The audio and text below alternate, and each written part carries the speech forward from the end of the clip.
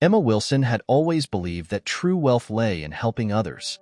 The daughter of a pastor and married to Michael, a technology magnate, she dedicated much of her time to social causes. On a gray September morning, she decided to visit a local orphanage in Columbus, Ohio, to donate toys she had collected during a charity drive. It was a routine that had become part of her life, but that day would prove to be unlike any other. Upon arriving at the orphanage, Emma was greeted by Mrs. Anderson, the middle-aged director, with a warm but weary smile. The children ran excitedly through the corridors, eager for the gifts they knew she had brought. Emma smiled at each of them, crouching down to ask their names and what they loved to do. This place was a haven of love for these children, and she took pride in being a part of it. Then, in the midst of the crowd of small, smiling faces, Emma suddenly stopped. Her eyes locked onto a boy playing alone in the corner of the room, holding a small red toy car. He looked to be about 6 years old, with light brown hair and striking green eyes. The shock was immediate and profound. The boy was the spitting image of her husband, Michael. She approached slowly, as if afraid that any sudden movement might break the strange spell. The boy looked up and met her gaze. For a moment, Emma felt as if she were staring into the eyes of a young Michael. The resemblance was so striking that her heart raced. "Hello, sweetheart. What's your name?" Emma asked, her voice slightly trembling but filled with warmth. "Liam," the boy replied, without much emotion, returning to his play. Emma felt a chill run down her spine. The name, the appearance, something wasn't right. She tried to mask her discomfort, but couldn't ignore the question that burned in her mind. "Liam, do you know where your parents are?" The boy shook his head, still focused on his toy. "I don't have parents. Mrs. Anderson said they left me here when I was a baby." Emma's heart ached. She felt a mix of sorrow for the boy and a growing unease within herself. When the visit to the orphanage ended, Emma was visibly disturbed. The image of Liam wouldn't leave her mind. Everything about him, his eyes, the way he furrowed his brow, even the way he held the toy car, reminded her of Michael. She knew she had to find out more about this boy. Back at their mansion, Emma found Michael in his office, engrossed in a virtual meeting. The usual smile she offered her husband was replaced by a serious expression. When Michael finished the meeting and noticed Emma standing there, he smiled, but it faded quickly as he saw her face. "Emma, is everything okay?" he asked, concerned. She hesitated, unsure of how to begin. "Today, I went to the orphanage to deliver the toys, and, Michael, I met a boy there. He looks exactly like you did when you were a child. His name is Liam." Michael frowned, puzzled. "What do you mean, exactly like me?" "I mean, he looks just like you, Michael. It's not just a resemblance. It's as if he were your son." The silence that followed was heavy. Michael seemed stunned, as if the idea was impossible to comprehend. "Emma, I don't know what you're talking about. I've never been with anyone else. This boy can't be my son." But Emma wasn't convinced. Doubt had already settled in her heart, and she knew she wouldn't rest until she uncovered the truth. That night was long and restless for Emma. Every time she closed her eyes, she saw Liam's face. She knew the resemblance was more than just a coincidence. She needed answers, and there was only one way to get them. The next morning, Emma woke up with a heavy heart. The image of Liam's face, so uncannily similar to Michael's, haunted her thoughts. As she got dressed, her mind raced through the events of the previous day. She knew she couldn't let it go. There was something about Liam that demanded her attention, something she couldn't ignore. Emma made her way downstairs, where Michael was already seated at the kitchen table, sipping his morning coffee and scrolling through the news on his tablet. The sight of him, with his familiar features and expressions, only intensified the unease that had settled in her chest. "Good morning," Michael greeted her, his voice warm and calm, unaware of the storm brewing in Emma's mind. "Morning," Emma replied, forcing a smile. She took a seat across from him, her gaze fixed on the coffee mug in her hands. She knew she needed to approach the subject again. But how? Yesterday's conversation had ended in confusion and denial, and she wasn't sure how Michael would react if she pressed the issue. After a moment of silence, Emma took a deep breath and looked up at her husband. "Michael, about what we talked about yesterday." I can't stop thinking about that boy. Liam. Michael lowered his tablet, his brow furrowing as he met her gaze. Emma, we already talked about this. I told you, I don't have any other children. There's no way that boy is mine. I know what you said, Emma replied, her voice steady but laced with determination. But I just can't shake the feeling that there's something more to this. It's not just that he looks like you. It's everything about him. His mannerisms, the way he speaks, even the way he frowns, Michael. It's as if I'm looking at a younger version of you. Michael sighed, clearly frustrated. Emma, you're imagining things. There has to be some logical explanation for this. Maybe he just happens to look like me, or maybe there's some distant family connection we don't know about. Emma shook her head, unwilling to accept such a simple explanation. I'm not imagining this, Michael. I know what I saw, and I know how I felt when I saw him. Please, just humor me on this. What if there's something we don't know? Something that could explain all of this? Michael stared at her for a long moment, his expression softening as he saw the concern in her eyes. He knew Emma well enough to recognize when something was truly bothering her. Okay, he finally said, his voice gentle. What do you want to do? Emma hesitated for a moment, then spoke the words that had been on her mind since she left the orphanage. I want to do a DNA test, just to be sure. Michael blinked, clearly taken aback by her request. A DNA test? Emma, that's a pretty drastic step. You really think it's necessary? I do, Emma said firmly. I can't just let this go, Michael. I need to know the truth. Michael rubbed his temples, the weight of the situation beginning to sink in. And how do you propose we get a sample from him? From a kid in an orphanage? Emma had thought about this. I'll go back to the orphanage. I'll find a way to get a sample from him, maybe a hair or something. And I'll need a sample from you, too. I know it's a lot to ask, but please, Michael, do this for me. Michael exhaled slowly, then nodded. All right, Emma. If this is what it takes to put your mind at ease, then let's do it. But I want you to know, I don't believe this boy is mine. I've never had any other children. Emma nodded, appreciating his willingness to go along with her plan. But deep down, her instincts told her that something was very wrong, and she wasn't about to ignore that. Later that day, Emma returned to the orphanage under the guise of bringing more donations. Mrs. Anderson welcomed her warmly, unaware of the true reason for her visit. As Emma walked through the familiar halls, she spotted Liam again, playing with the same red toy car. This time, Emma was prepared. She struck up a conversation with Liam, kneeling beside him as he played. She watched him closely, noting every detail, the way his small fingers gripped the car, the way his brow furrowed in concentration, the little frown that formed on his lips when something didn't go as planned. Liam, do you like cars? Emma asked gently, trying to engage him in conversation. The boy nodded without looking up. Yeah, they're fast. Emma smiled, but her heart pounded in her chest. She had to do this carefully. Your hair looks so nice today, she said, reaching out to gently brush a strand away from his face. Her fingers trembled slightly as she discreetly pulled a single hair from his head, hoping he wouldn't notice. Liam didn't react, too engrossed in his play to care. Emma quickly pocketed the hair, her heart racing with a mix of guilt and determination. She couldn't believe she was doing this, but she knew it was the only way to find out the truth. By the time she left the orphanage, Emma's mind was a whirlwind of emotions. She had the hair sample, and now all she needed was Michael's. That night, while Michael slept, she carefully collected a strand of his hair from his pillow, her hands shaking as she did so. The next morning, Emma sent both samples to a private lab, requesting a rush on the results.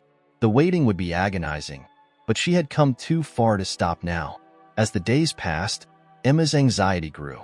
Every time she saw Michael, she felt a pang of guilt for what she had done, but she couldn't shake the feeling that the truth needed to be uncovered. Finally, the call from the lab came. The results were ready. With trembling hands, Emma answered the phone. Her breath caught in her throat as she heard the words on the other end of the line. The DNA test confirms a 99.9% match. Liam is biologically related to Michael Wilson. Emma's world crumbled around her. The truth she had been so desperate to find had shattered everything she thought she knew. Now, She had to confront the reality of what this meant for her marriage, her life, and the boy who was more than just a stranger. Emma stood frozen in the middle of the living room, the phone slipping from her grasp and landing on the hardwood floor with a soft thud. The lab's words echoed in her mind, confirming what she had feared.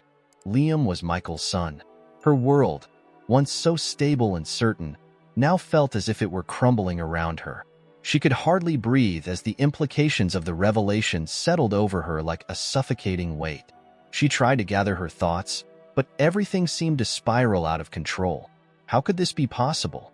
Michael had insisted he didn't know anything about the boy, and she believed him. But the DNA test didn't lie. Liam was his son, which meant there was a part of Michael's past that he either didn't know or wasn't telling her. With trembling hands, Emma picked up the phone and placed it back on the table. Her mind raced through the possibilities, each one more unsettling than the last. She knew she couldn't keep this to herself. Michael needed to know the truth, but how could she confront him without shattering their lives? The sound of the front door opening jolted her from her thoughts. Michael walked in, his face lighting up with a smile when he saw her. "Hey, Em. I thought I'd come home early today. We could spend some time together. How does that sound?" Emma forced a smile, but it felt strained, artificial. She knew she couldn't pretend everything was okay, not after what she had just learned. "Michael, we need to talk," she said, her voice barely above a whisper. Michael's smile faded as he sensed the tension in her voice. He stepped closer, his expression filled with concern. "Emma, what's wrong? You're scaring me." She took a deep breath, her hands shaking as she clasped them together. "I got the DNA test results back," she began, her voice quivering with emotion. "Liam, he is your son, Michael." For a moment, Michael just stared at her, the words not fully sinking in. Then, his face paled as the reality of what she had said hit him. "What? No, that's impossible, Emma. I don't have any other children." "The test doesn't lie," Emma said, her voice breaking. "He's yours. I don't know how, but he is. There's something in your past that we don't know about, something that explains all of this." Michael ran a hand through his hair, his mind racing. "No, Emma, I swear I've never been unfaithful to you. There has to be some mistake, some kind of mix-up. I've never even heard of this boy before." "I believe you," Emma replied, her eyes welling with tears. "But that doesn't change the fact that he's your son. We need to figure out what happened." Michael sat down heavily on the couch, his head in his hands. "I don't know, Emma. I can't think of any situation where this would be possible. Unless—" Emma's heart skipped a beat as she saw a flicker of realization cross Michael's face. "Unless what, Michael? Please, if there's anything, you have to tell me." Michael looked up at her, his eyes wide with shock. "There was a time, years ago, before we even met. I was young and stupid, involved in some reckless things. I had a brief relationship with someone, but it ended quickly, and I never heard from her again. I didn't think anything came of it." Emma's breath caught in her throat. "Are you saying, could it be possible that she was pregnant? That she had your child and never told you?" Michael shook his head, disbelief written all over his face. "I don't know, Emma. I honestly don't know. But if that's the case, why would she leave him at an orphanage? Why wouldn't she come to me?" "Maybe something happened to her," Emma suggested, her mind racing to piece together the fragments of the story. "Maybe she couldn't take care of him and thought this was the only option." Michael looked down, his hands trembling. "If that's true, then I have a son out there who's been living without me all these years. And I had no idea. God, Emma, what do we do?" Emma sat down beside him, placing a hand on his shoulder. She could see the anguish in his eyes, the weight of this revelation pressing down on him. But beneath her own shock and fear, she felt a sense of resolve. "We find out everything we can," Emma said firmly. "We use whatever resources we have to track down his mother, find out what happened, and make things right. If Liam is your son, then he deserves to know you, Michael. We can't just leave him in that orphanage." Michael nodded, his expression still dazed. "You're right. We need to know the truth. But Emma, what if this changes everything? What if we can't go back to the way things were?" Emma squeezed his hand, her voice soft but steady. Things might change, Michael, but we'll face it together, no matter what happens. This is our reality now, and we have to deal with it. The weight of their situation hung heavy in the air as they sat together in silence. The life they had built, the future they had planned. All of it seemed uncertain now, but Emma knew one thing for sure. They couldn't turn their backs on Liam. They couldn't ignore this truth, no matter how painful it was. As the evening shadows lengthened, Emma and Michael began their search for answers. With Michael's resources and connections, they would leave no stone unturned in their quest to find Liam's mother and uncover the story behind his birth. And in the process, they would have to confront their own fears and doubts about the life they thought they knew. The following days were a whirlwind of activity as Emma and Michael launched into their investigation. The quiet, comfortable life they had once known was now replaced by a relentless pursuit of the truth. Emma's determination fueled their efforts, and Michael, though still in shock, knew that they couldn't afford to stop until they had all the answers. They started with the basics. Michael tried to remember everything he could about the woman from his past. Her name, where they had met, the brief time they had spent together. He hadn't thought about her in years, and the memories were hazy at best. But every detail mattered now. Emma took the lead in organizing the search. She contacted a private investigator, someone discreet but thorough, who could dig into the past without raising too many red flags. They provided him with all the information Michael could remember, hoping it would be enough to trace the woman's whereabouts and uncover what had happened after their relationship ended. Meanwhile, Emma couldn't stop thinking about Liam.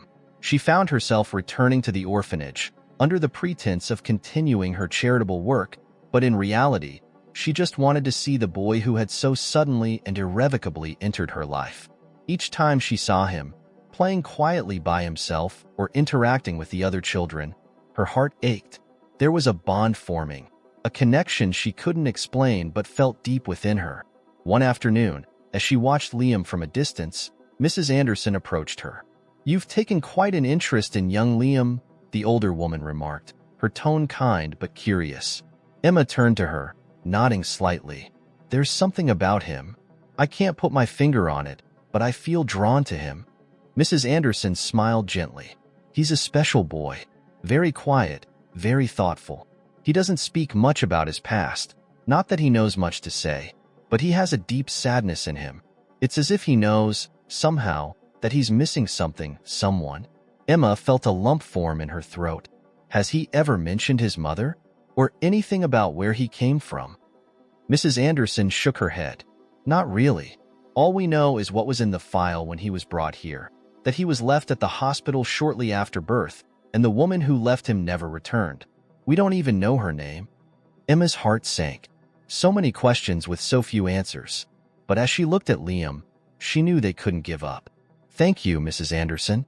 You've been so kind. I want to help him in any way I can." The older woman placed a reassuring hand on Emma's arm. "I can see that, dear, and I believe you will."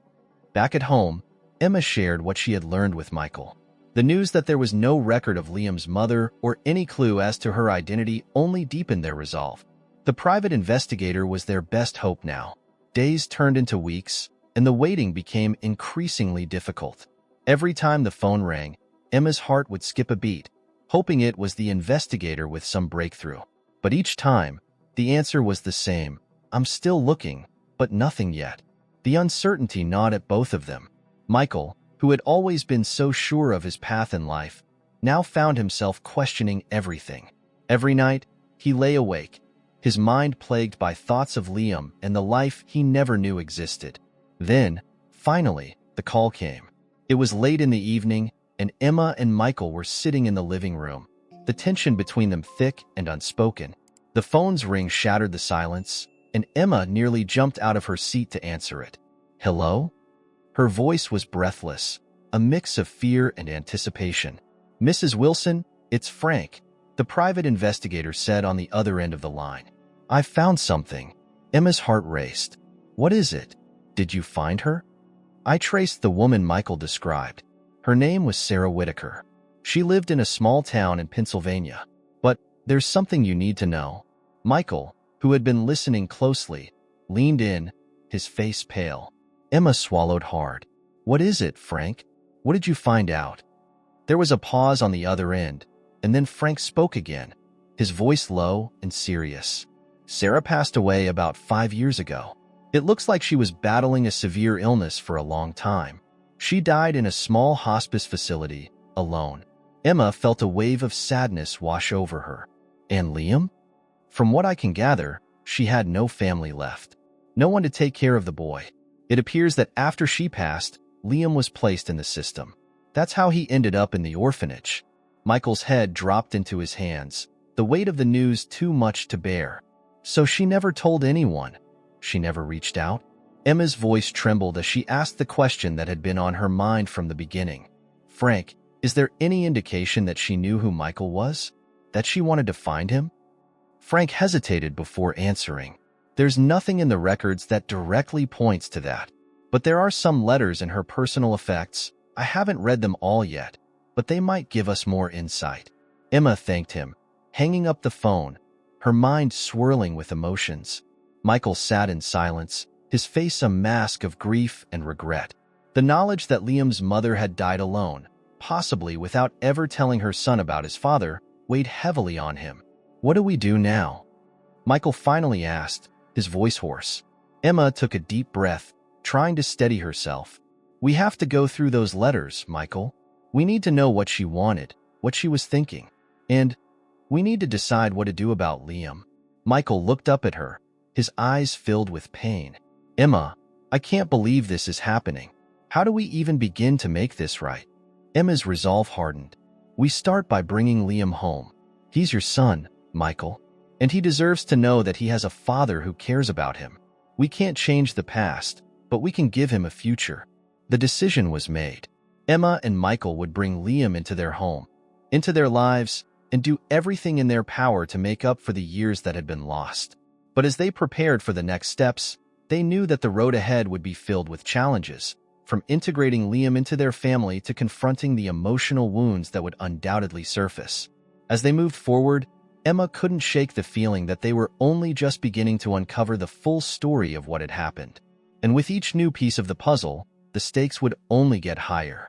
The morning light filtered softly through the curtains as Emma and Michael sat at the dining table, the untouched breakfast between them a stark reminder of the gravity of their situation. The night before had been sleepless, both of them lost in their thoughts about the revelation that had shattered their lives. But now, as they faced the day ahead, they knew they had to make a decision, one that would change their lives forever. Michael broke the silence first, his voice heavy with emotion. Emma, are we really ready for this? To bring Liam into our home? I'm terrified of how this will affect everything, but I can't bear the thought of him staying in that orphanage alone. Emma reached across the table, taking his hand in hers. I'm scared too, Michael, but he's your son, and he deserves to be with his family. We can't leave him there, knowing what we know. We have the resources, the love. We can give him a life he never had. Michael squeezed her hand, his eyes filled with a mixture of fear and determination. But what if he resents us? What if he can't adjust? This is a huge change for him, for all of us. Emma's gaze softened. We'll take it one step at a time.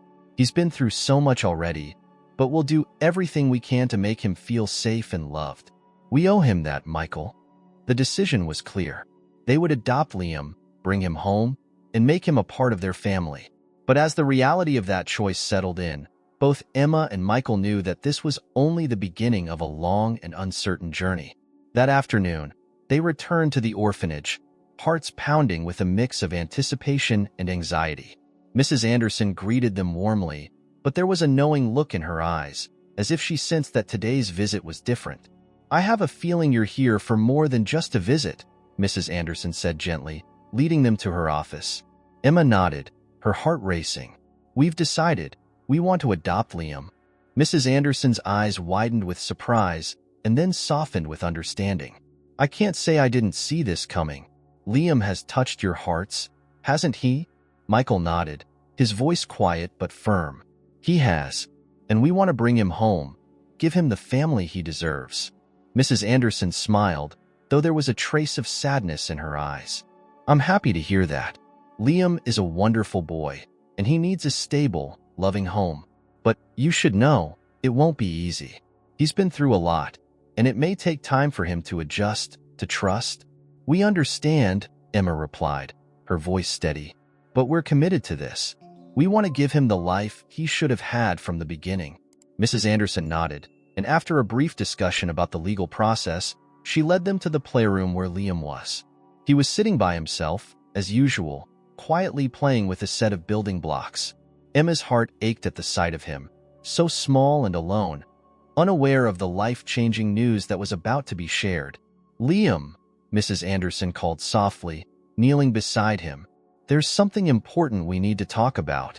Liam looked up, his green eyes wide with curiosity, but tinged with the caution of a child who had learned not to expect too much from the world. Emma knelt beside him, her voice gentle. "Liam, do you remember me? I've been visiting you here for a little while now." Liam nodded silently, his gaze flickering between Emma and Michael. Emma took a deep breath, choosing her words carefully. "Liam, how would you feel about coming to live with us? About having a home and a family?" Liam stared at her, processing her words. His small brow furrowed in confusion. "You want me to live with you?" Emma nodded, her heart breaking at the uncertainty in his voice. "Yes, Liam. We want you to be part of our family." Liam's gaze shifted to Michael, who had been quiet, watching the exchange. "You too?" the boy asked softly. Michael swallowed hard, his voice thick with emotion. "Yes, Liam. We want you to come home with us. We want to take care of you, be there for you." Liam didn't respond right away.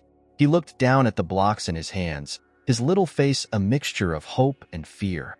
Finally, he whispered, "What if I don't know how to be in a family?" Emma felt tears prick at her eyes. She gently placed her hand on his. "That's okay, Liam. We'll figure it out together. You don't have to worry about anything. We'll be there with you every step of the way."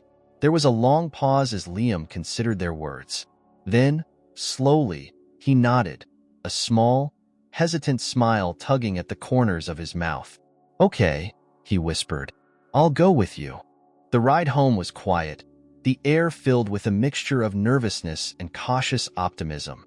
Liam sat in the back seat, clutching a small bag that Mrs. Anderson had packed for him, his eyes wide as he took in the unfamiliar sights. Emma kept glancing back at him, her heart swelling with a fierce protectiveness. She knew that this was just the beginning of a long journey for all of them, but for now, they were taking the first step.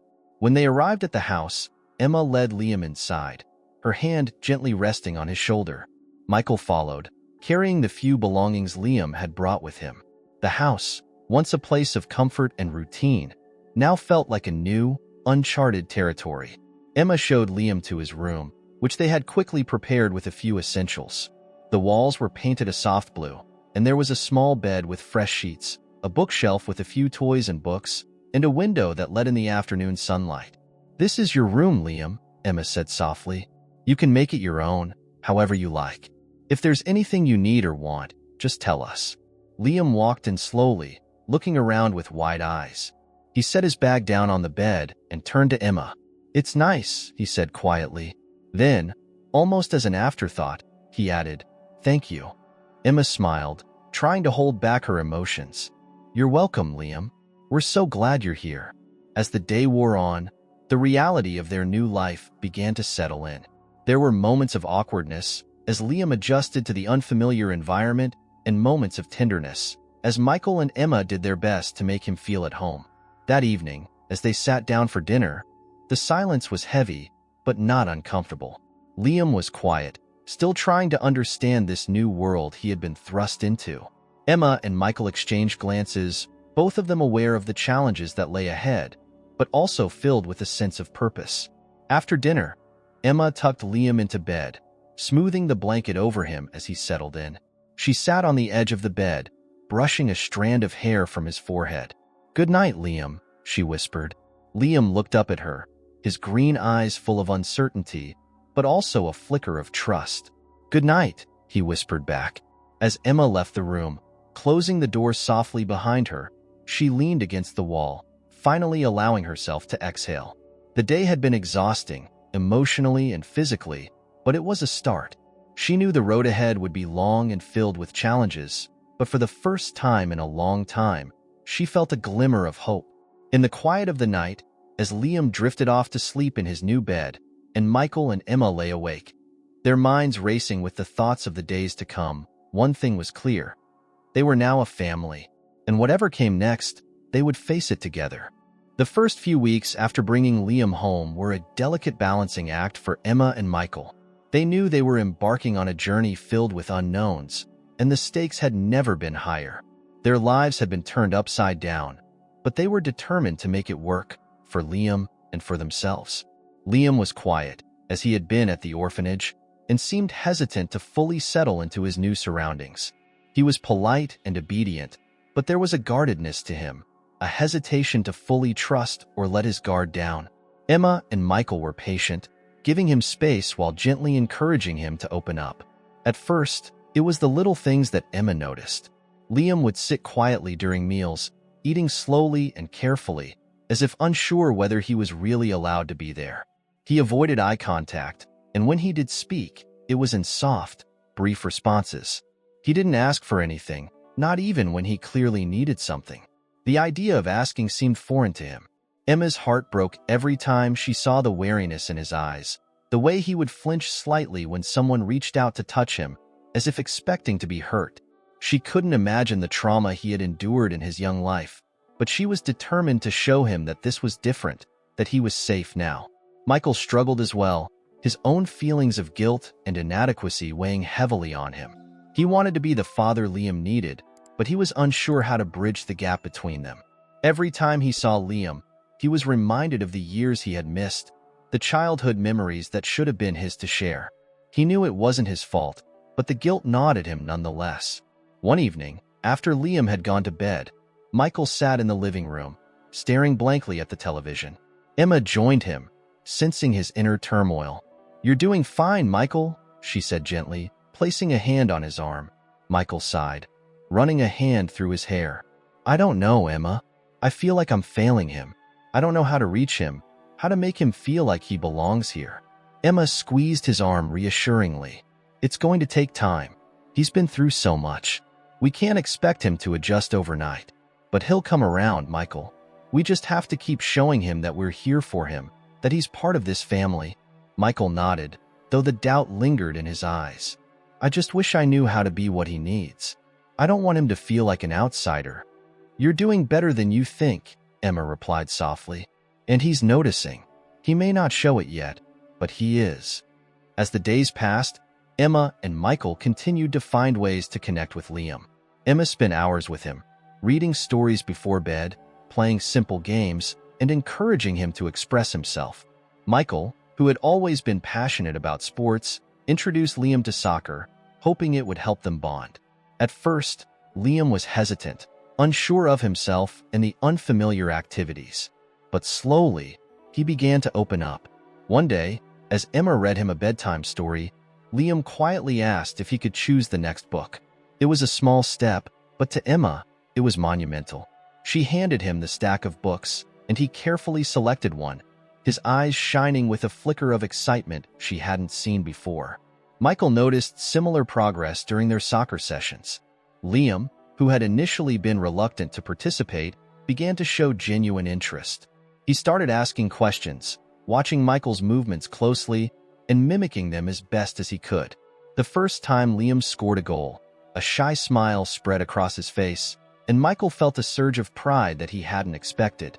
"Great job, buddy," Michael cheered, clapping his hands. "You're getting really good at this." Liam looked up at him, the smile still lingering on his lips. "Thanks," he mumbled, and for the first time, Michael saw a glimpse of the connection he had been longing for. But the progress was not without setbacks. There were moments when Liam would retreat into himself, his defenses going up at the slightest provocation. If Emma or Michael raised their voices, even in excitement or playfulness, Liam would flinch, his eyes wide with fear. If they asked him too many questions, he would shut down, his responses becoming curt and withdrawn. Emma and Michael quickly learned to be patient, to let Liam set the pace. They gave him space when he needed it and reassurance when he sought it. They also made a conscious effort to create a stable routine, knowing how important consistency was for a child who had known so little of it. One night, after a particularly difficult day, Emma found Liam sitting alone in his room, staring out the window. She knocked softly on the door before entering, not wanting to startle him. "Hey, Liam," she said softly, sitting down on the edge of the bed. "Do you want to talk about anything?" Liam didn't respond at first. He continued to stare out the window, his small hands clenched in his lap. Finally, after what felt like an eternity, he spoke in a barely audible voice. "What if I'm not good at being part of a family?" Emma's heart ached at the vulnerability in his voice. She reached out, gently taking his hand in hers. "Liam, being part of a family isn't about being good at it. It's about loving each other, supporting each other, no matter what. It's okay to feel scared or unsure. We're all learning together." Liam finally turned to look at her, his green eyes filled with uncertainty. "What if you and Michael don't like me? What if I'm not what you wanted?" Emma felt tears well up in her eyes, but she blinked them back, wanting to be strong for him. "Oh, Liam, we already love you just the way you are.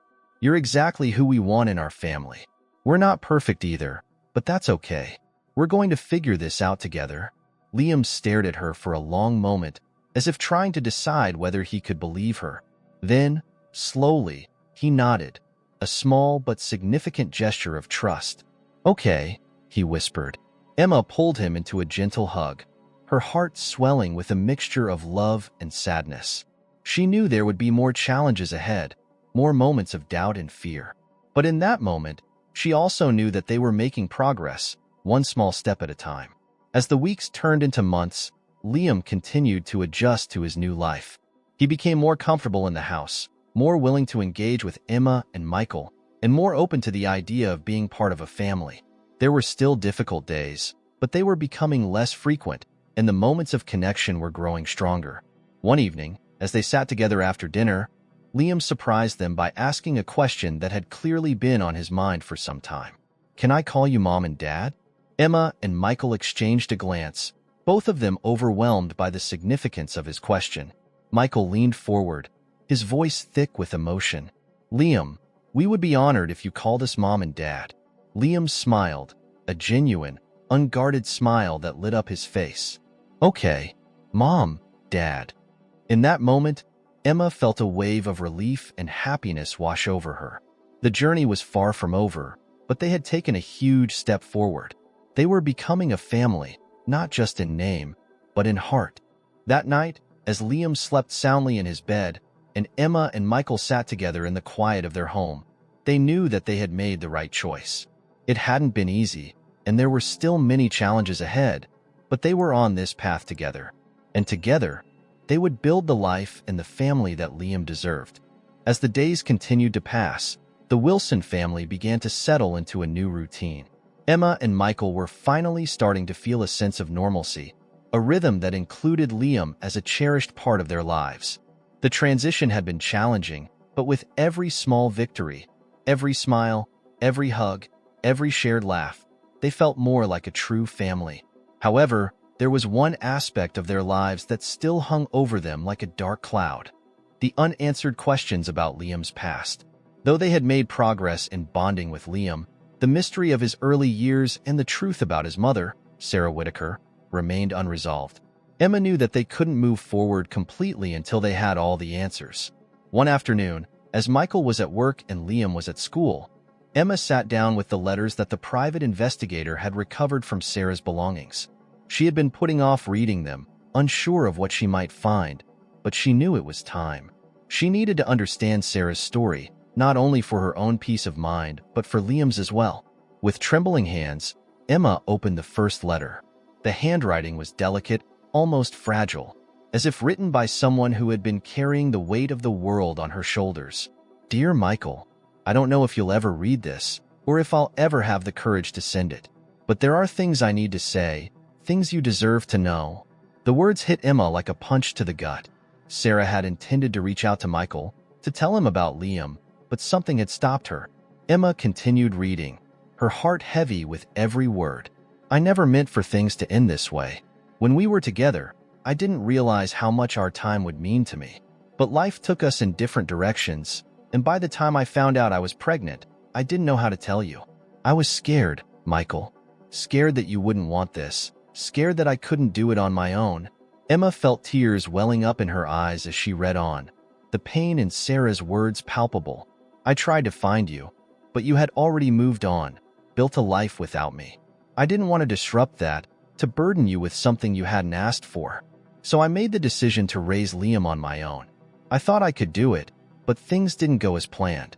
I became ill, and my world started to fall apart. I wanted to tell you, Michael, to ask for your help, but by then, it felt too late. I didn't want you to feel obligated or resentful. So I made a choice that I'm not sure was the right one.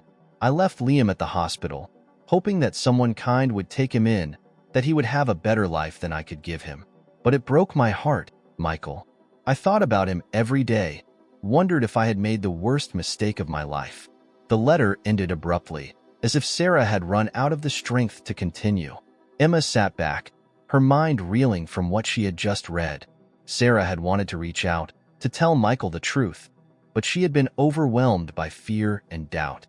And in the end, she had made a choice that had haunted her until the day she died.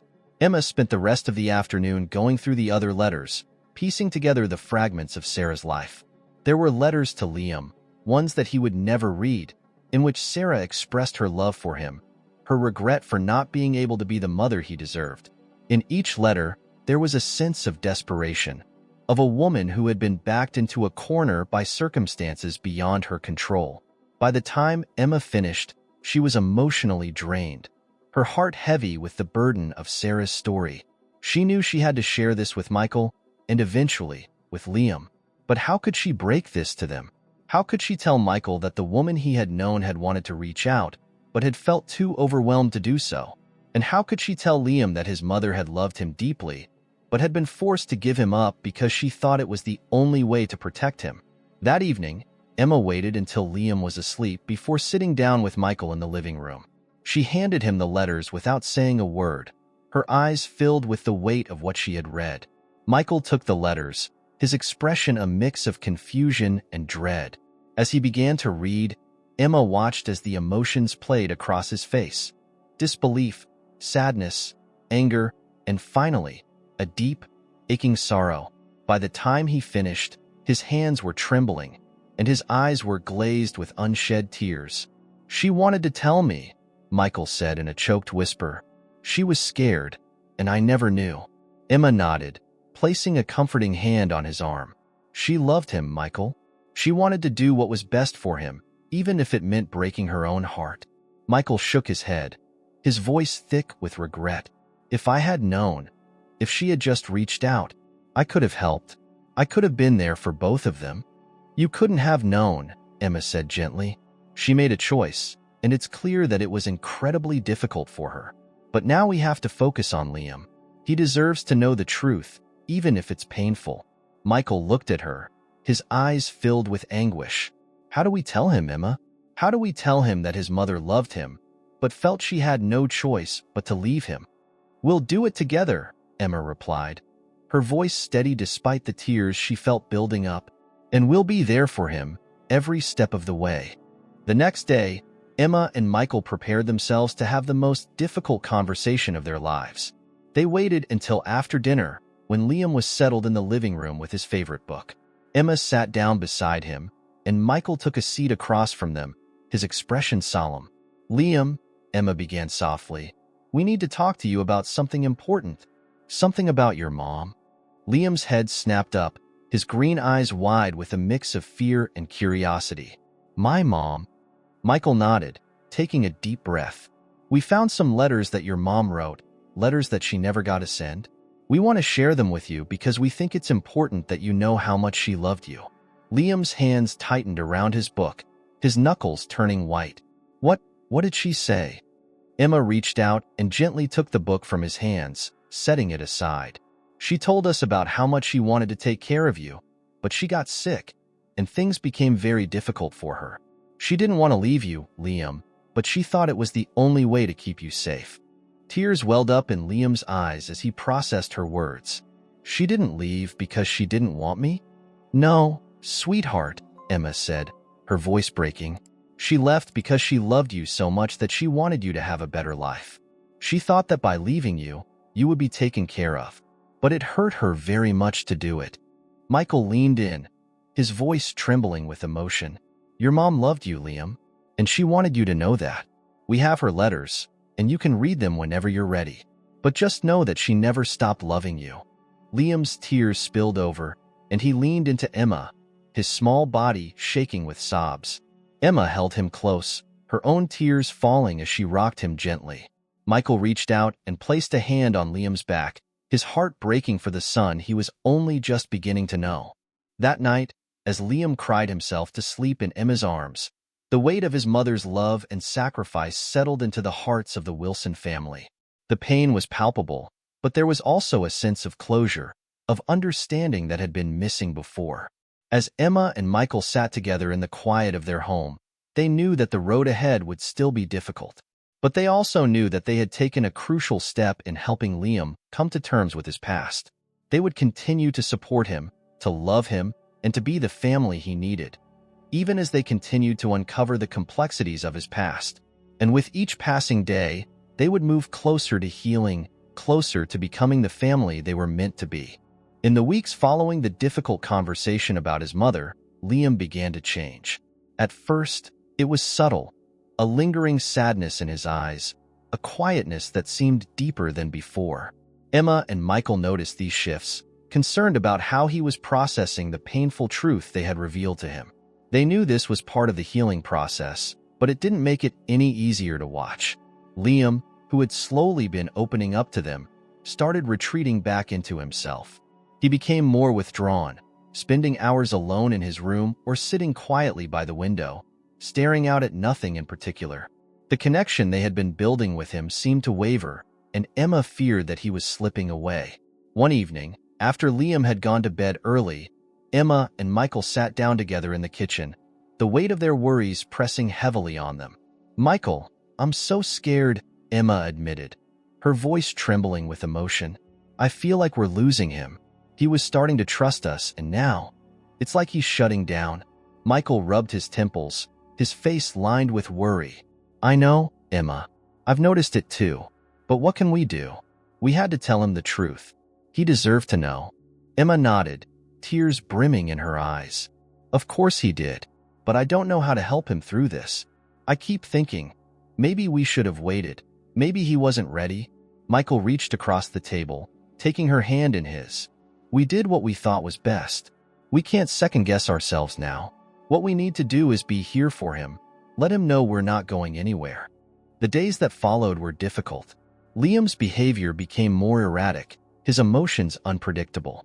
Some days, he was quiet and withdrawn, barely speaking a word.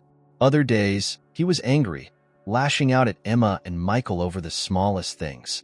He refused to talk about his mother, and when Emma gently suggested reading the letters together, he stormed out of the room, slamming the door behind him. Emma and Michael were at a loss. They tried everything they could think of to reach him, to show him that they were there for him no matter what. But Liam seemed determined to push them away, as if testing how far he could go before they gave up on him. One particularly rough day, Liam had a meltdown at school. His teacher called Emma, concerned and unsure of how to handle the situation. Liam had gotten into an argument with another child and ended up throwing his lunch tray across the cafeteria, shouting that he didn't care about anything or anyone. Emma rushed to the school, her heart pounding with fear and worry. When she arrived, she found Liam sitting alone in the principal's office, his face flushed with anger and tears. He looked so small, so lost, that it broke her heart all over again. "Liam," she said softly, kneeling beside him. "What happened?" Liam didn't answer. He stared down at his hands, his body tense with anger and frustration. Emma took a deep breath, trying to keep her own emotions in check. "I know you're hurting, sweetheart, but we can't help you if you won't talk to us." Liam finally looked up at her, his eyes filled with a mixture of anger and pain. "Why did she leave me?" he demanded, his voice cracking. "Why didn't she come back for me?" Emma felt tears spring to her eyes, but she forced herself to stay strong. "I don't know, Liam. I wish I had all the answers for you, but I don't. What I do know is that she loved you very much, and she wanted you to be safe. She thought she was doing the right thing. She didn't want me, Liam said bitterly, his voice trembling. She didn't care. That's not true, Emma said, her voice firm but gentle. She did care, Liam. She cared so much that it hurt her to leave you. But she was sick, and she thought that leaving you was the only way to keep you safe. She made a mistake, but it wasn't because she didn't love you. Liam shook his head, tears streaming down his face. I don't believe that. If she really loved me, she wouldn't have left. Emma's heart broke at his words, knowing that nothing she said could take away his pain. She wrapped her arms around him, holding him tightly as he sobbed against her shoulder. I'm so sorry, Liam, she whispered. I'm so sorry for everything you've been through. But you're not alone now. You have me, and you have Michael. We're here for you, and we're not going anywhere. The drive home was silent.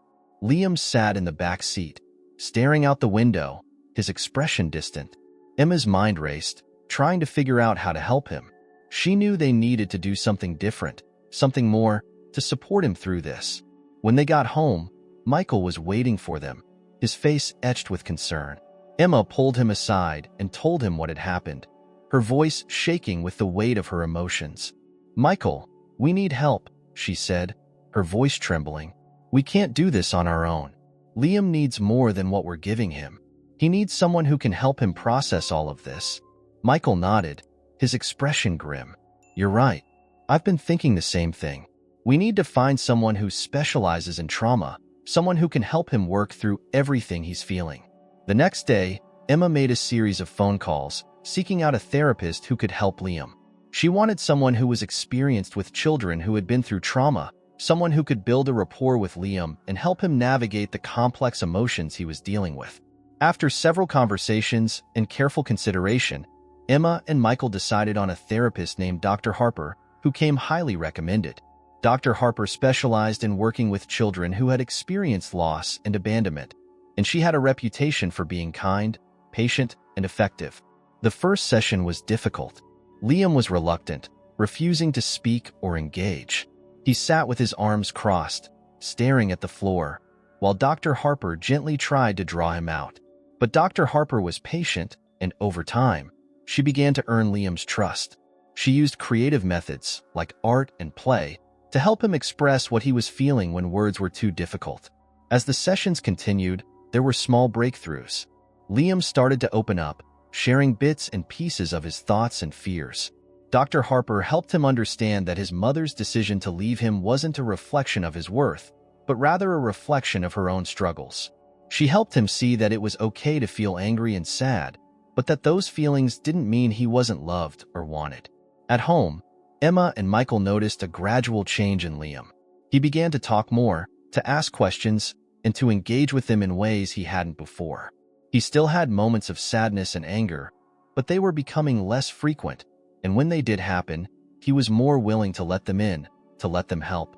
One evening, after a particularly good day, Liam surprised Emma by asking to read one of his mother's letters together. It was a small step, but to Emma, it felt like a giant leap. She sat with him on the couch, holding the letter as he read, his voice soft but steady. As they read together, Liam leaned against her, his small body warm and solid. Emma felt a surge of love and protectiveness wash over her. They still had a long way to go, but in that moment, she knew that they were on the right path. Michael joined them, sitting on the other side of Liam, and together they read the words that Sarah had written, words filled with love and regret, but also with hope. For the first time, Liam seemed to understand that his mother had loved him, even if she hadn't been able to stay. And for the first time, he allowed himself to believe that he could be loved again. As the weeks turned into months, the bond between Liam and his new parents grew stronger. There were still challenges, still moments of doubt and fear, but there was also progress. Liam began to laugh more, to play more, and to let Emma and Michael into his world. He started to believe that he could be part of a family, that he was wanted, that he was loved. One night, after tucking Liam into bed, Michael and Emma sat together in the quiet of their home, reflecting on how far they had come. The journey had been harder than they had ever imagined, but it had also brought them closer together. They had learned to lean on each other, to support each other, and to find strength in their love for Liam. "We're going to be okay, aren't we?" Michael asked, his voice soft but filled with hope.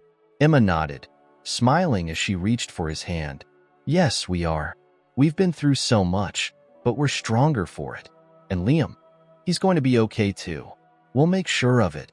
As they sat together in the darkness, they knew that the road ahead would still have its challenges, but they were ready to face them as a family. And for the first time since this journey began, they felt a deep sense of peace, knowing that they were exactly where they were meant to be. As time went on, the Wilson family found a rhythm that felt more and more like home. Liam's therapy sessions with Dr. Harper were making a profound difference. He was learning to navigate his emotions and understand that his past didn't define his future. With each session, he grew more comfortable in his new life, more confident that he belonged with Emma and Michael. The walls that Liam had built around his heart were slowly coming down. He started to express himself more freely, sharing his thoughts and feelings without fear of judgment. He laughed more, smiled more, and the shadows that had once clouded his eyes were beginning to lift. Emma and Michael watched these changes with a mixture of relief and joy, grateful that the boy who had come into their lives so broken was beginning to heal. One Saturday morning, as the first hints of autumn began to color the leaves outside, Emma and Michael decided to take Liam on a trip to the countryside. They had rented a small cabin near a lake, hoping to spend the weekend away from the stresses of daily life and focus on simply being together as a family. The drive out to the cabin was peaceful. Liam sat in the back seat, gazing out at the passing scenery with a look of quiet contentment. The tension that had once been a constant presence in the car rides was gone, replaced by an easy companionship. Emma and Michael exchanged smiles, both of them silently acknowledging how far they had come. When they arrived at the cabin, Liam's eyes lit up at the sight of the lake shimmering in the sunlight. "Can we go fishing?" he asked, his voice filled with excitement. Michael grinned, ruffling Liam's hair. "Absolutely. We've got everything we need right here." The weekend was everything they had hoped it would be. They spent their days exploring the woods, fishing by the lake, and roasting marshmallows by the fire at night. Liam's laughter echoed through the trees, a sound that filled Emma and Michael's hearts with a warmth they had longed for. It was as if, for the first time, they were experiencing the simple joys of family life without the weight of the past bearing down on them. One evening, as the sun dipped below the horizon, casting a golden glow across the water, they sat together on the porch of the cabin, wrapped in blankets to ward off the chill. Liam leaned against Emma, his head resting on her shoulder, while Michael sat beside them, his arm draped protectively around them both. "Tell me a story," Liam said softly, his voice tinged with the drowsiness that comes from a day well spent. Emma smiled, kissing the top of his head. "What kind of story?" "A happy one," Liam murmured, his eyes half closed. Michael chuckled softly. "I think we can manage that. How about the story of how we all met?" Liam looked up at him, his eyes wide with interest. "Really? But I already know that story." "Maybe," Emma said with a smile, "but we can tell it again, just the way you like it." And so they did. Emma and Michael took turns recounting the events that had brought them together, from Emma's first visit to the orphanage to the day they brought Liam home. They left out the darker parts, focusing instead on the moments of connection, the kindnesses that had slowly built the bridge between them. As they spoke, Liam's eyes grew heavier, and soon he was fast asleep, his small body nestled against Emma's side. Michael smiled at the sight, his heart swelling with love for the boy who had changed their lives so completely. "He's happy," Michael said quietly, his voice filled with a mix of awe and gratitude. "He's finally happy." Emma nodded, her eyes shining with unshed tears. "He is. And so are we." They sat in companionable silence for a while, watching the stars begin to twinkle in the darkening sky. It was a moment of pure peace, the kind that they had all been searching for since the day Liam had come into their lives. For the first time in a long time, everything felt right. But peace, as they would soon learn, can be fragile. The next morning, as they packed up to head home, Emma noticed that Liam was quieter than usual.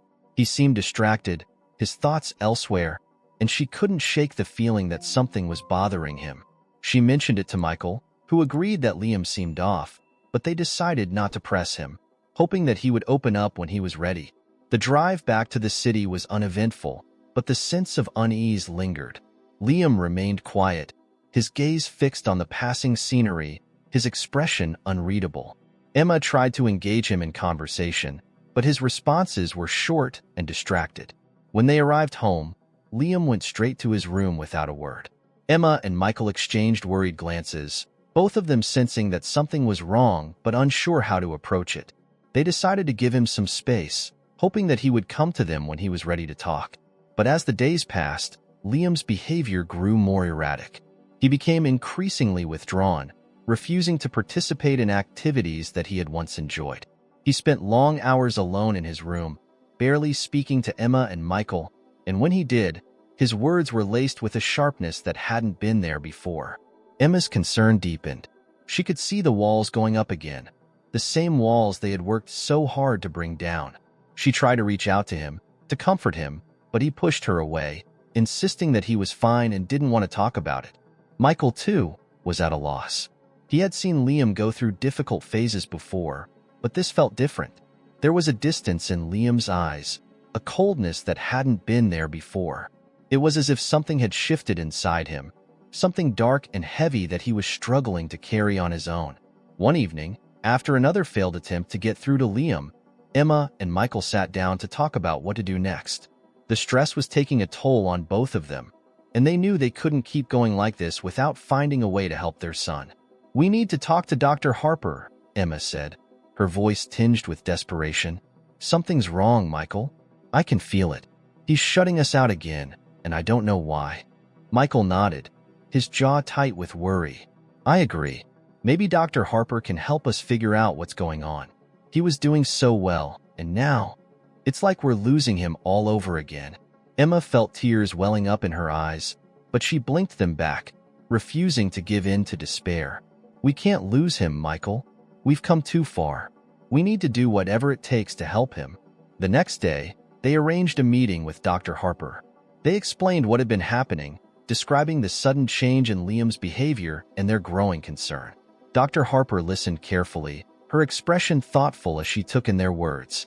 "Liam has been through a lot," Dr. Harper said finally, her tone measured. "It's not uncommon for children who have experienced trauma to go through phases of progress and regression. The fact that he was doing well and then suddenly withdrew suggests that something may have triggered these feelings. We need to explore what that might be. Do you think it could be something we did?" Emma asked, her voice trembling with guilt. "Something we said?" Dr. Harper shook her head gently. "It's not necessarily about something you did or said. Sometimes, a memory or a feeling can be triggered by something seemingly small, something that brings up unresolved emotions. It could be related to his mother, to his past, or even to the fear of losing the stability he's found with you." Emma and Michael exchanged worried glances, both of them realizing how complex the situation truly was. They had thought they were past the worst of it, but now it seemed that the past was still very much a part of their present. "What do we do?" Michael asked, his voice filled with concern. "How do we help him?" Dr. Harper leaned forward, her gaze steady. "We continue to support him, to reassure him that he's safe and loved. We'll need to be patient, to let him come to terms with whatever he's feeling in his own time. And I'd like to increase the frequency of our sessions, to give him more opportunities to work through these emotions." Emma nodded, her resolve strengthening. "We'll do whatever it takes. We just want him to be okay." As they left Dr. Harper's office, Emma and Michael felt a mixture of hope and trepidation. They knew they were facing another uphill battle, but they were determined to see it through. They couldn't lose Liam, not after everything they had been through together. That night, as they tucked Liam into bed, Emma sat beside him, brushing a hand through his hair. He seemed calmer, but the sadness in his eyes was still there, just beneath the surface. "Good night, Liam," Emma whispered, leaning down to kiss his forehead. Liam looked up at her, his voice barely audible. "Good night, Mom." As Emma left the room, closing the door softly behind her, she felt a knot of worry tighten in her chest. The storm wasn't over yet. It was just beginning. And as the Wilson family braced themselves for what was to come, they held on to the one thing that had kept them together through it all: love. The days following their meeting with Dr. Harper were some of the most challenging the Wilson family had faced. Liam's behavior remained unpredictable, swinging between quiet withdrawal and bursts of anger that left Emma and Michael feeling helpless. Despite their best efforts, it seemed that every step forward was followed by 2 steps back. Emma found herself lying awake at night, replaying conversations in her head, wondering what they could have done differently. Michael, too, was weighed down by a constant sense of unease, his thoughts always circling back to Liam and the fear that they might not be able to reach him this time. But they didn't give up. They continued to support Liam in every way they could, showing him with their actions that they weren't going anywhere, no matter how difficult things became. They increased his therapy sessions with Dr. Harper, hoping that the additional support would help him work through whatever was troubling him. One afternoon, after a particularly difficult session, Dr. Harper pulled Emma aside. Liam had barely spoken during the session, and when he did, his words were laced with anger and frustration. Emma could see the concern in Dr. Harper's eyes as she began to speak. "Emma, I think we're dealing with something deeper here," Dr. Harper said gently. "Liam is struggling with a lot of complex emotions, and I believe there's a fear at the root of all this, a fear of losing the stability he's found with you and Michael." Emma's heart sank. "What can we do? How do we help him understand that we're not going to leave him?" Dr. Harper's expression softened. "It's going to take time and patience. Liam needs to hear, over and over again, that he's safe with you, that he's loved. But more than that, he needs to see it, in your actions, in the consistency of your presence. It's a process, and it won't happen overnight, but with time, I believe he'll start to believe it." Emma took Dr. Harper's words to heart. She and Michael made a concerted effort to reinforce their love for Liam in every possible way. They spent more time with him, engaged him in activities he enjoyed, and made sure he knew that he could come to them with anything, no matter how big or small. They also worked to keep their own emotions in check, knowing that their calm and steady presence was crucial to helping Liam feel secure. But despite their efforts, Liam's behavior continued to be erratic. He pushed them away one moment and clung to them the next, as if testing their limits, seeing how much they could take before they would give up on him. Emma and Michael weathered each storm, reminding themselves that this was part of the process, that Liam was trying to protect himself in the only way he knew how. Then, one evening, everything came to a head. It had been a long day, filled with tension that neither Emma nor Michael could quite put their finger on. Liam had been particularly quiet, his mood dark and brooding, and by the time dinner rolled around, the atmosphere in the house was heavy with unspoken emotions. As they sat down to eat, Liam suddenly erupted in anger, pushing his plate away and shouting that he didn't want to eat, that he didn't want to be there. His outburst caught Emma and Michael off guard, and for a moment, they simply stared at him, unsure of how to respond. "Liam, it's okay," Emma said softly, reaching out to him. "You don't have to eat if you're not hungry. But talk to us. Tell us what's going on." Liam glared at her, his green eyes filled with pain and frustration. "You don't understand. You don't know what it's like. You say you love me, but what if you change your mind? What if you leave like she did?" The words hit Emma like a physical blow. She had known this fear was lurking beneath the surface, but hearing it spoken out loud was devastating. She felt tears spring to her eyes, but she blinked them back, knowing she needed to stay strong for Liam. Michael, who had been silent up until now, leaned forward, his voice calm but firm. "Liam, listen to me. We're not going anywhere. We love you, and nothing is going to change that. I know you're scared, and I understand why, but we're here for you, no matter what." Liam shook his head, tears streaming down his face. "You don't know that. You can't promise that. What if you get tired of me? What if I'm too much?" Emma's heart broke at his words, and she moved to sit beside him, pulling him into a tight embrace. "Liam, you're not too much. You're never too much. We're your family, and families stick together, no matter how hard things get. We chose you, Liam, and we're choosing you every day. That's not going to change." For a moment, Liam resisted, his body stiff with anger and fear. But then, as if a dam had broken, he collapsed against her, his small frame shaking with sobs. Emma held him close, rocking him gently as he cried, murmuring reassurances in his ear. Michael joined them, wrapping his arms around both of them, forming a protective cocoon around their son. It felt like hours before Liam's sobs began to subside, but eventually, he quieted, his breathing evening out as the exhaustion from his emotional release took over. Emma and Michael stayed with him, not saying a word, just holding him close and letting him know that they were there. Finally, Liam pulled back slightly, looking up at them with tear-streaked cheeks and red-rimmed eyes. "You really mean it?" he whispered, his voice hoarse from crying. "You're not going to leave?" Michael cupped Liam's face in his hands, his voice filled with love and sincerity. "We mean it, Liam. We're not going anywhere. We're in this together, and nothing you do or say is going to change that. We love you, and we're here to stay." Emma nodded, brushing a strand of hair away from Liam's forehead. "You're stuck with us, kiddo," she said with a soft smile.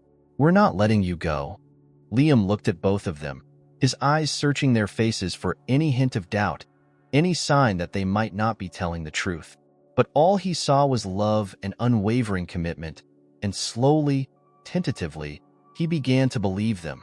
In the days that followed, there was a noticeable shift in Liam's behavior.